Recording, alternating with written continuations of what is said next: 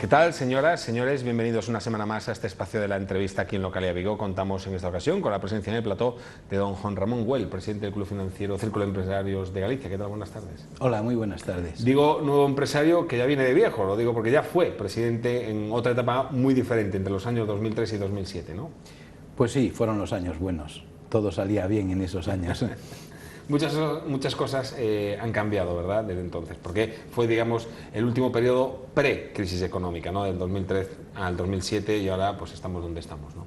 Sí, yo creo, la crisis de hecho empieza en 2007, ya en 2007 empieza a notarse que el mercado no fluye, que sobre todo los inmuebles que habían sido el gran artífice del crecimiento económico, como que se habían estancado, y por lo tanto yo casi me fui el día que acabó la bonanza. A partir de ahí las cosas se fueron complicando un poco más, pero bueno, somos más listos, somos más viejos, tenemos más experiencia y supongo que nos tiene que servir para hacer las cosas bien ahora. Bueno, la crisis que ha afectado a todo el mundo, incluido al Círculo de Empresarios, entonces no sé yo si la vuelta es un poco una temeridad o un gesto de valentía, de agarrar el toro por los cuernos, como se dice habitualmente. Mira, nunca segundas partes fueron buenas y yo me lo pensé mucho antes de aceptar volver a la presidencia. Pues sí, me da cierto miedo porque guardo un excelente recuerdo de la primera parte y ahora pues puede ocurrir que lo hagas con toda la ilusión del mundo y todo salga mal.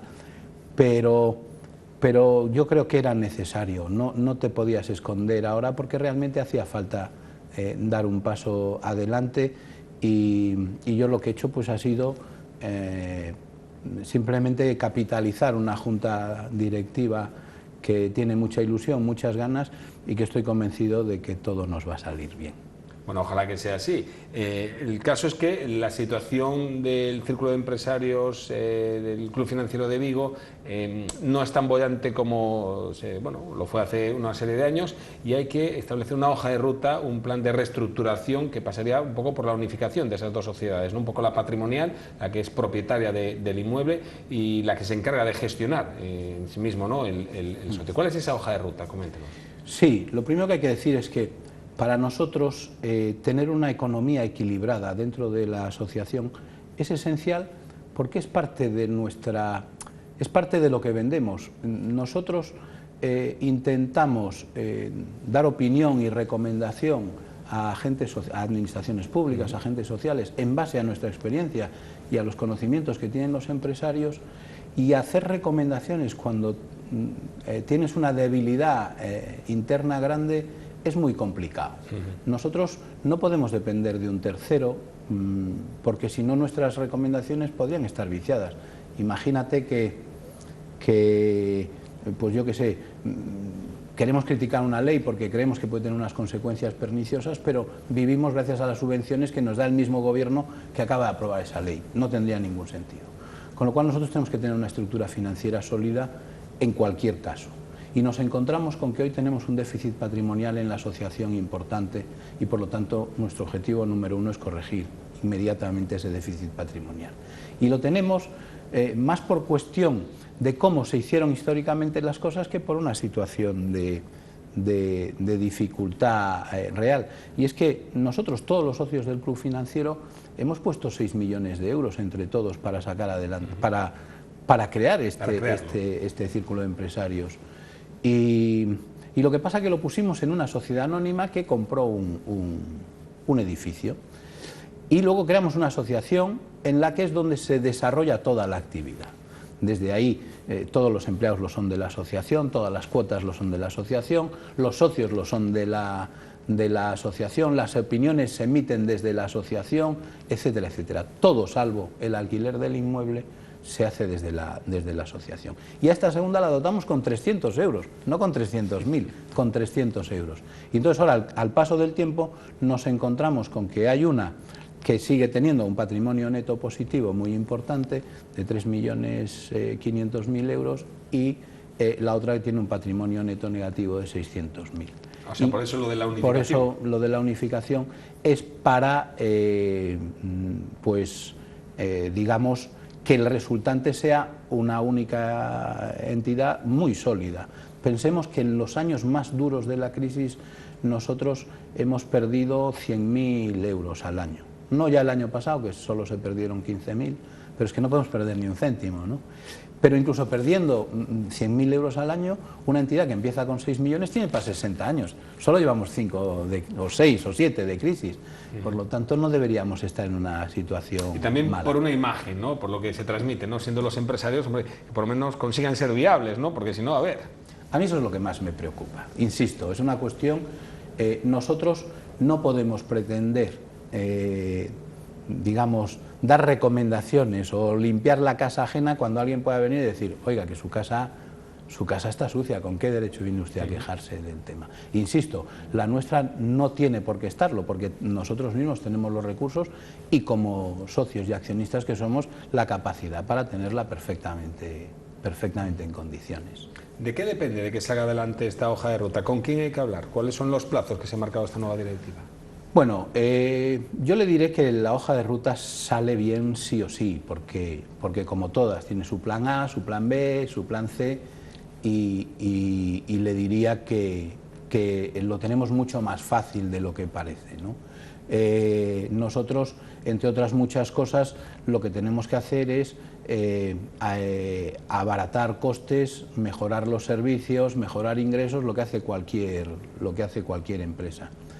Pero, entre otras muchas cosas, tenemos a mano eso, una solución muy fácil, que es la de la fusión, y para eso pues tendremos que convencer a los accionistas, que inicialmente la SA y la asociación eran exactamente lo mismo, pero con el paso del tiempo hay asociados que no son accionistas, hay accionistas que ya no son asociados, incluso hay un par de socios que históricamente desde el principio todavía conservan entre los 232 acciones de un total de 500 que ayudaría mucho a convencerlos. Entre ellos el presidente de la Confederación de Empresarios de Galicia, José Manuel Fernández Alvariño. Sí, es uno de los que me gustaría convencer, que no tengo ninguna duda de que lo convenceremos, y lo que me gustaría es darle todo el tiempo necesario para que él vea las bondades de esta solución, que a quien más beneficia precisamente es a los accionistas. De hecho,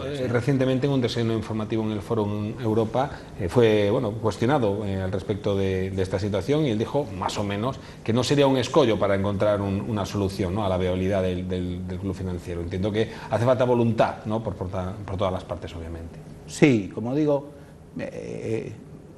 es un tema conveniente, pero no decisivo, y yo creo que José Manuel Fernández Alvariño ha sido uno de los fundadores de esta casa, con lo cual yo no tengo ninguna duda de que él va a querer lo mejor para el club, y lo que yo creo que, como digo, hay que darle a las cosas el tiempo necesario para que se vayan decantando. Afortunadamente no nos va de tener que dar un golpe de timón inmediatamente o no, sino que lo que estamos es buscando una solución para los próximos 20 años, para que ninguna de las juntas directivas que vengan después de la nuestra se tenga que preocupar del tema económico, y sí de tener las mejores opiniones y de dar el mejor servicio a sus socios.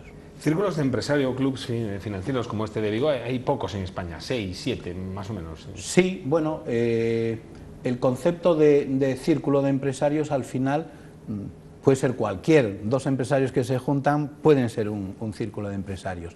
Pero es verdad que digamos que los círculos que se ven a sí mismos como con capacidad para hacer este tipo de cosas y dar este tipo de opiniones o recomendaciones, hace ya años que nos hemos reunido en un grupo que llamamos el Grupo de Economía y Sociedad, y somos los 7 que éramos 5 inicialmente. De hecho, la primera reunión del grupo se celebró en Vigo, en el Círculo de Empresarios de Galicia, aquí, y actualmente ya se han incorporado 2 más, y todos ellos emiten comunicados como los nuestros, y además cada cierto tiempo nos reunimos los 7 y emitimos un comunicado conjunto. Entiendo que estamos hablando de las principales ciudades de España, básicamente. Sí. Empezando por Vigo.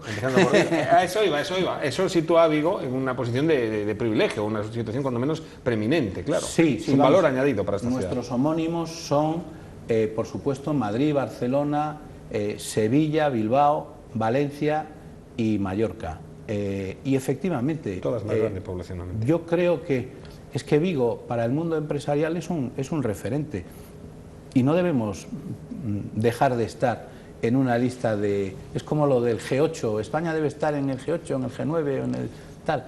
Pues yo creo que primero es un honor estar en esos grupos, pero es que yo creo que a Vigo... Hay que estar de pleno derecho, ¿no? Como invitado a veces, ¿no? Sí, y yo creo que a Vigo le corresponde, y si además llevas la bandera de Galicia y representas a Galicia, pues mejor todavía.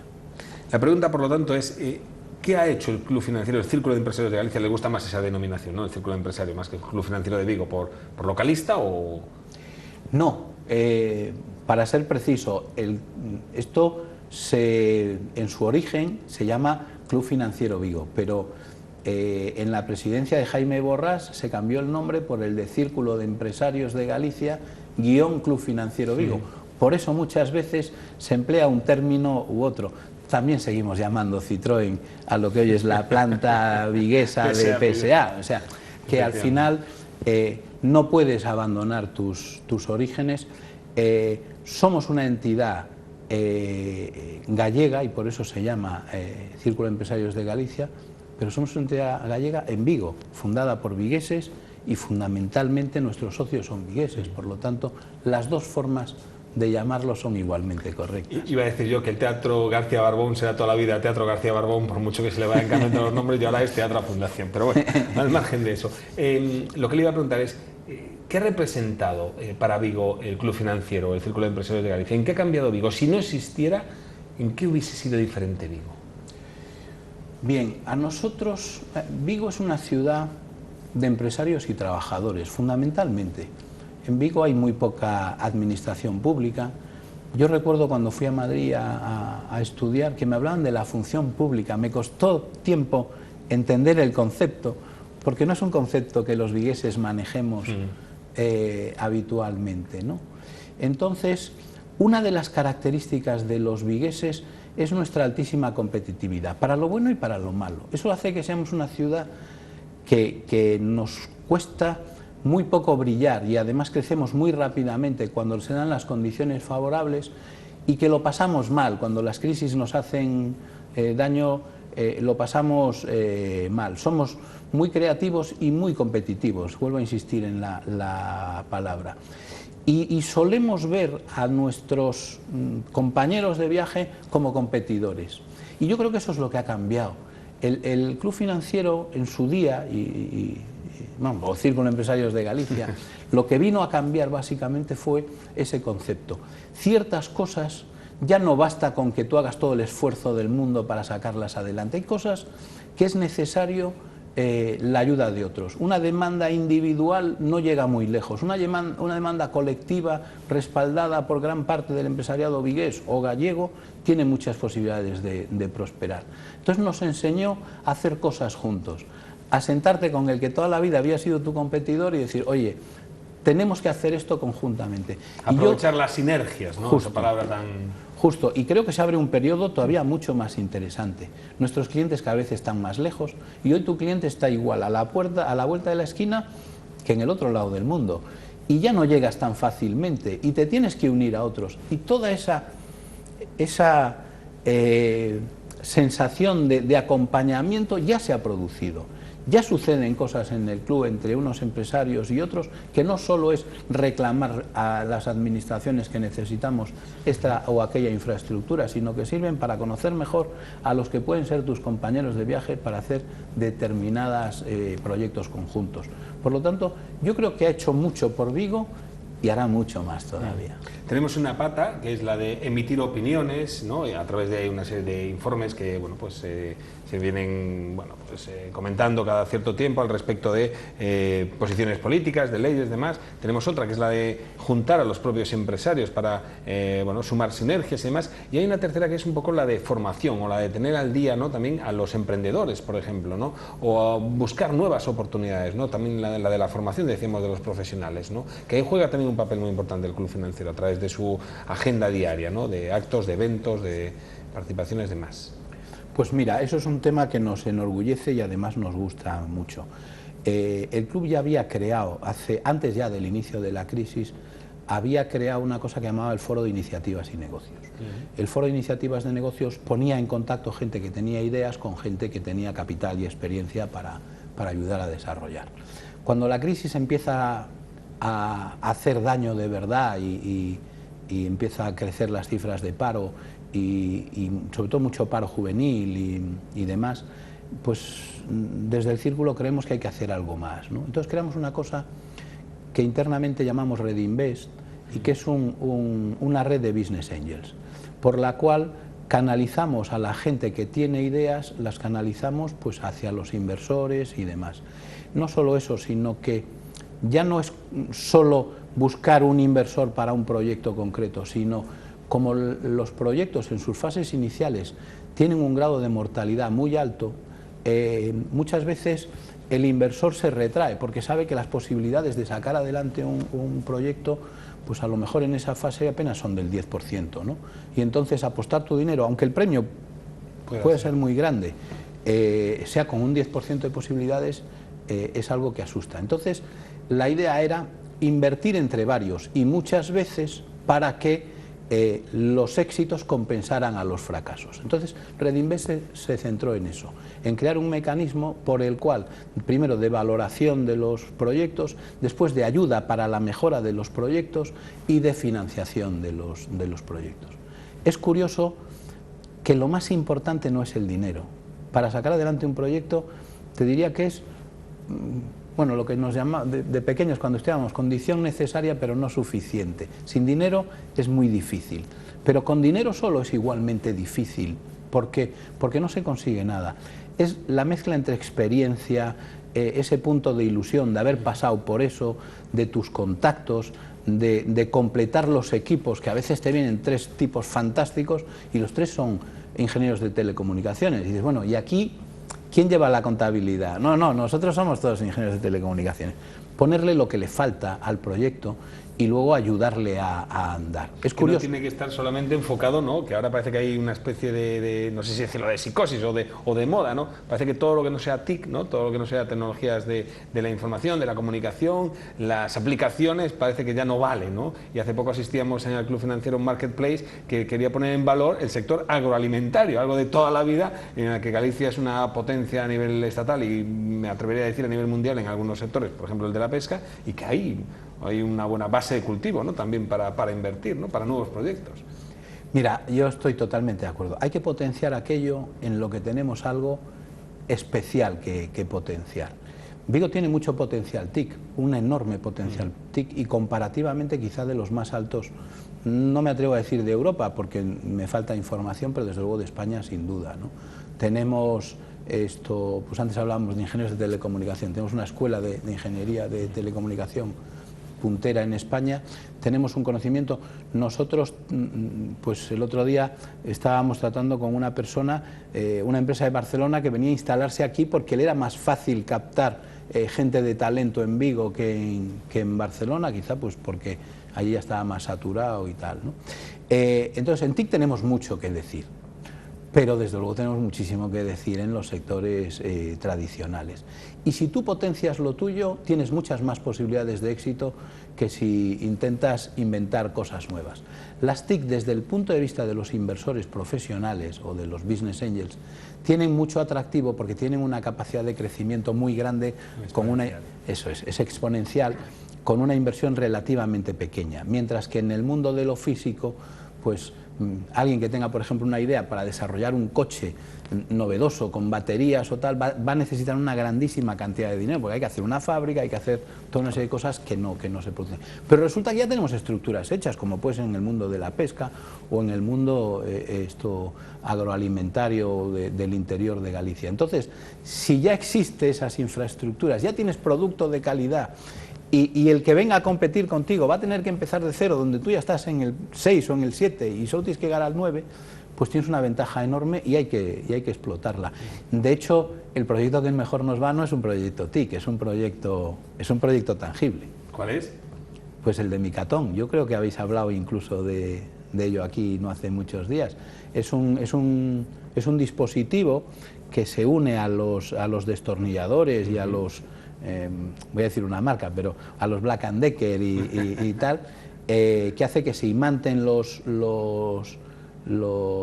tornillos, pero lo hace con tal fuerza que incluso para las tareas normales te ahorra una cantidad de tiempo muy grande, deteriora mucho menos los temas sobre los que trabajas. Dice una idea sencilla, yo diría una idea genial, porque dicen que las cosas más geniales son precisamente las más sencillas, pero para llegar a ellas, anda que no habrá habido trabajo detrás. No me imagino, creo que son dos inversores fundamentalmente, ¿no? Los que están... que se levantaran un día y dijeran, a mí se me ha ocurrido esto, lo podemos vender y ya está. Hay mucho trabajo detrás para llegar a esa idea aparentemente tan sencilla, ¿no? Pues esa idea tan sencilla está funcionando muy bien, gracias a que es mucho más. Son dos inventores, trabajaron muchísimas horas para desarrollar el proyecto, pero eso solo es una mínima parte de lo que hay que hacer. Lo de verdad difícil cuando estás en desarrollos es vender. Todos tenemos la sensación cuando desarrollamos algo, además se convierte en nuestro hijo porque le cogemos un cariño especial y tal, que en cuanto lo tenga me lo van a sacar de las manos. Eso no es verdad. Hay que salir a vender y hay que hacerlo con una imaginación y con unas ganas espectaculares. Y estos dos inventores tuvieron la enorme suerte de que toparon con dos especialistas en marketing y ventas que les pusieron en el camino de la venta.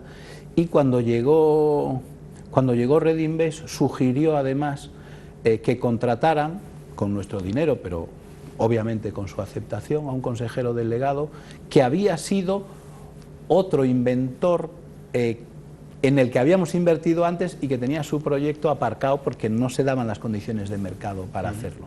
Y esa mezcla de los 5, con 2 muy dedicados a la fabricación, 2 muy dedicados a la venta y 1 haciendo que todo funcionara bien, pues empezó desde ese momento a tirar para arriba, y a ese proyecto también nos hemos sumado varios inversores, es decir que hay muchos promotores, 5 promotores en total, y otros 6 o 7 inversores. Hace poco leíamos que habría mercado en Estados Unidos, que está siendo un boom ahí, poco menos, ¿no? Sí, están sorprendidos. Yo es que además los tengo físicamente en mi oficina porque me gusta estar muy cerca de los emprendedores, primero porque aprendo muchísimo de los emprendedores, y segundo porque se aporta mucho valor al aportar experiencia y la proximidad necesaria.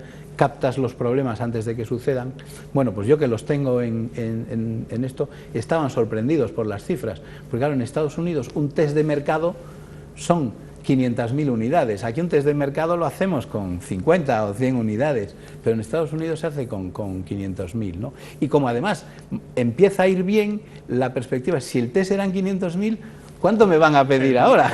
Entonces, ¿puedo producirlo? Claro, en cuanto llegue la primera... Claro, en el momento en que llegas a los mercados americanos, las cifras se desbaratan y hay que estar preparado para ello. Muchas empresas no mueren en las fases iniciales, sino cuando tienen que dar ese salto a otro tamaño.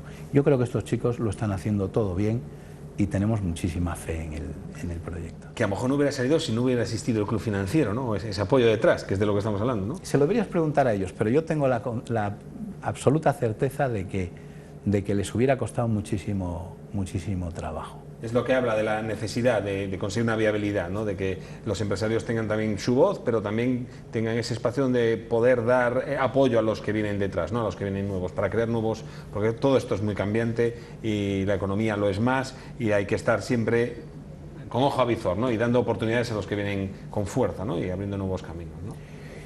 En el círculo pasan muchísimas cosas, todos los días pasan muchísimas cosas, y lo que haces es poner las bases para que puedan suceder. De hecho, lo realmente importante es lo que los asociados traen al círculo, no al revés, ¿no? El otro día en el Galicia Marketplace, del que hablabas hace un momento, pues yo probaba una empanada de castañas que no es o sea, la masa es de castañas. Me pareció algo muy innovador, especialmente rico y curioso. Y dices, ¿y alguien podrá competir con nosotros en eso? Podrá, pero las castañas fundamentalmente las hacemos nosotros, o sea, y das vida también al agro gallego y tal. Entonces, en el club pasan muchas cosas y nosotros tenemos que estar ahí y potenciarlas. Pues ahora hay que ver si efectivamente se consigue la viabilidad del propio club financiero, que en los próximos meses tendremos noticias, no se espera. Poco que las cosas vayan de maduro, pero que la continuidad está garantizada, vamos. Sí, yo lo que iba a decir, yo me atrevo a decir que no hay que esperar, que podemos dar por hecho que el club financiero es viable y que no va a haber mayores problemas. Ajustaremos las cifras de gastos y las de ingresos para hacer que sea rentable. Digamos que lo que nos gustaría además es poner la guinda a todo eso con un acuerdo de fusión de ambas entidades que dejase despachado el problema de la supervivencia del club para una generación completa por lo menos, ¿no?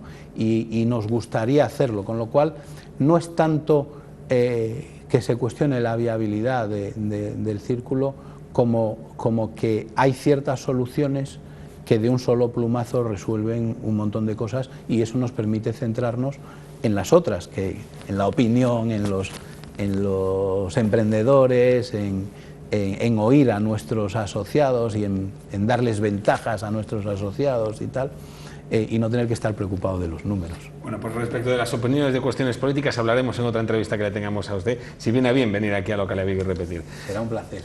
Juan Ramón Güell, presidente del Club Financiero de Vigo, del Círculo de Empresarios de Galicia, para que nadie se enfade.